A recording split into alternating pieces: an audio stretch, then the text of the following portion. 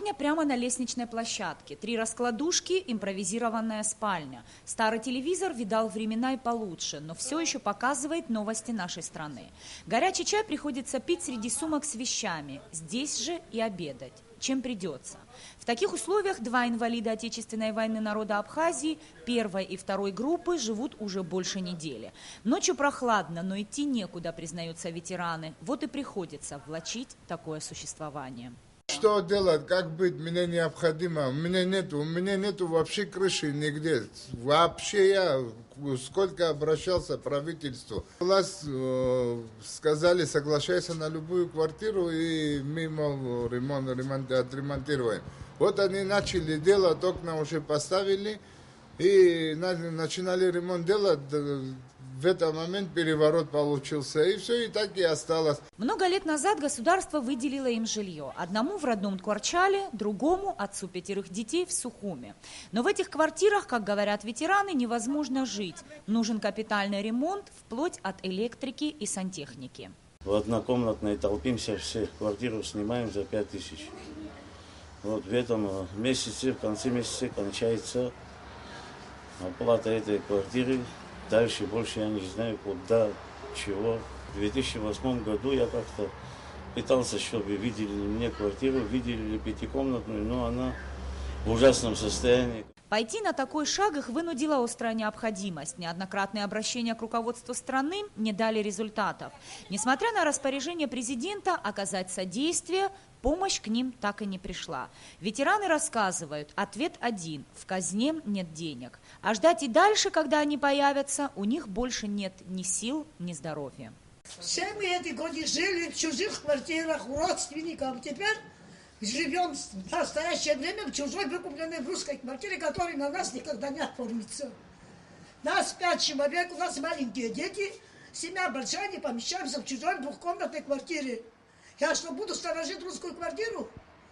Для него не нашелся, для них, для инвалидов войны. Что они не заслужили? Одну квартиру на территории Абхазии. И всем целое депутация, всем целое правительство. За комментариями мы обратились к главе Ткварчалского района Иде Чачхале, которая сообщила, что государство неоднократно помогало ветерану, в том числе и на приобретение лекарств. К сожалению, у нас нет таких средств, чтобы отремонтировать квартиру, которую ему предоставило государство. Сегодня у меня на счету в бюджете, вот по последней выписке, 100 000 рублей. Отремонтировать за 1,5 миллиона квартиру, к сожалению, у нас на сегодняшний день нет денег, и я не знаю, когда будут. Они проживают в 2-комнатной квартире номер 21, дома номер 11 по улице Арзенба, принадлежащей на правах личной собственности гражданину Панкову. Панковы выехали из города во время войны. После того, как Квиквискири, Миранда и Лакербая стали жить совместно, они переселились, оставили свои квартиры и переселились в эту квартиру.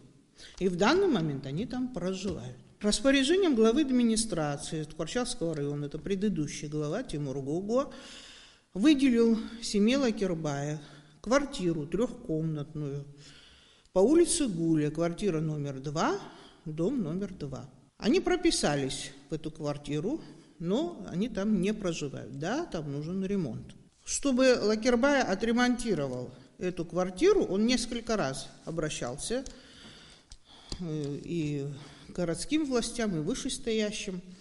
И вот в 2012 году ему было выделено 65 000 рублей, в 2013 году 30 000 рублей, в 2014 году 20 000 рублей.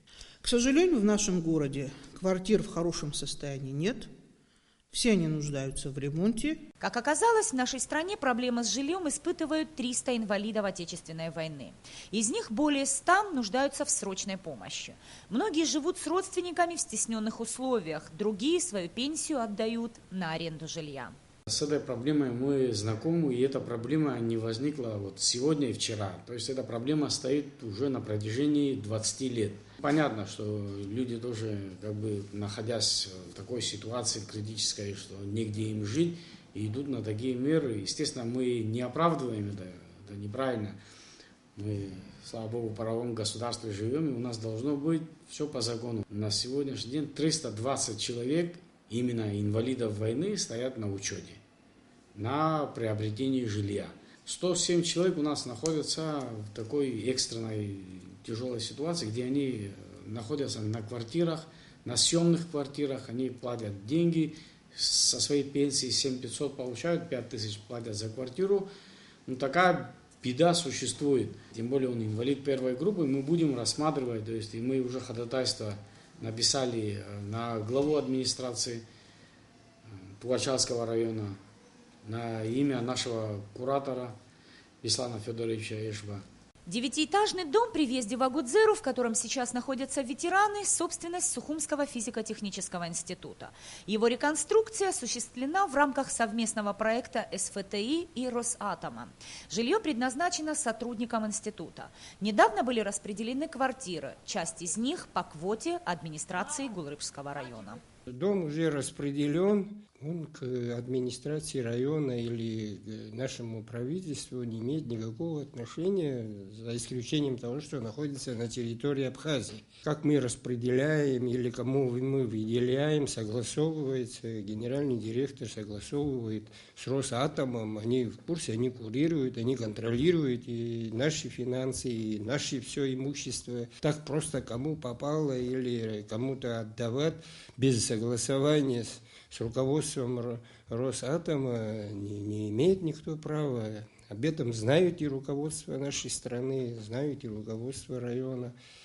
Я бы хотел воспользоваться вот этим моментом, если это смотрят все граждане Абхазии, чтобы знали, что занимать эти квартиры этого дома нет смысла просто.